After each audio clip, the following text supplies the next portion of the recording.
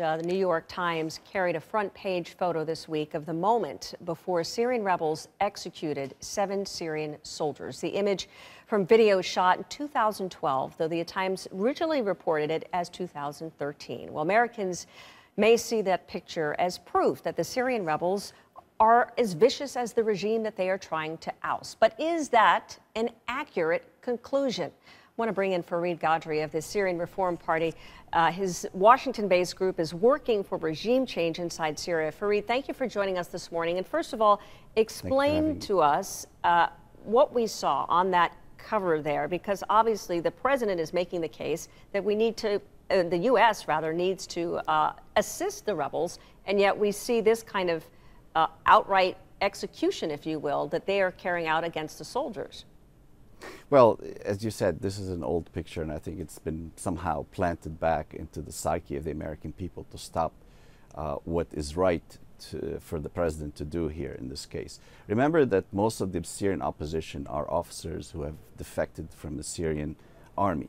These are vetted officers. These are officers and conscripts who the Assad regime would have never hired them or had them into their system had they been jihadists. But Fareed, I think the point here is that you have many different groups that are part of the opposition. So there's not just one particular group, and there clearly are some people within the opposition who are capable of carrying out these kinds of acts. So how do you explain how the American people should support the opposition when there are so many different groups, including members of al-Qaeda elements and these kind of fringe groups that you see carrying out those kinds of executions?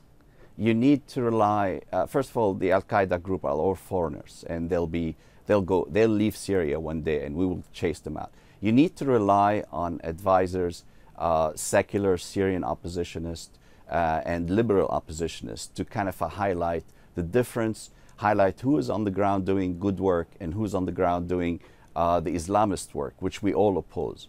So I think it's very important to kind of extend a hand to those elements within the Syrian opposition who are able to distinguish between the two groups. And as well, many people within the NEA department, Ambassador Feltman and others, who are very privy to such information, who are able to gauge the Syrian opposition and able to provide the proper information. And there are other people as well you can extend their hand to.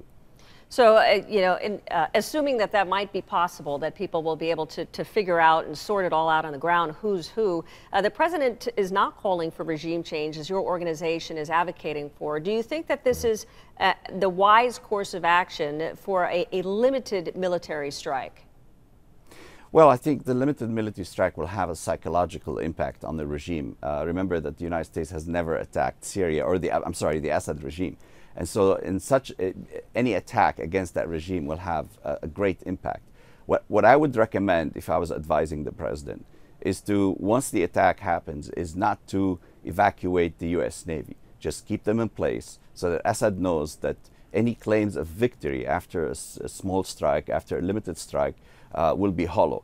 Because as long as the US Navy is in place, Assad will behave. And I think it will send a strong message to everybody, to our allies in the region, that the United States is serious. And I think it will strengthen the position of the president, something we all need to rally around today.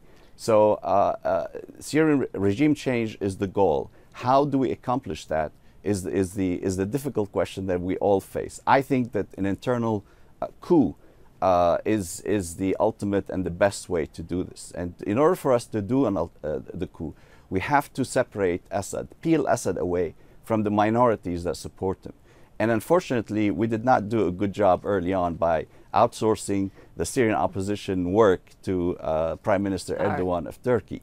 And so what we need to do is actually redevelop, reconstruct the opposition and help the minorities in Syria understand that the alternative to Assad is one of them, is part of them, and we are all going to share in that. All right. Fareed Gadri, thank you so much for your insights here from the Syrian Reform Party out of Washington.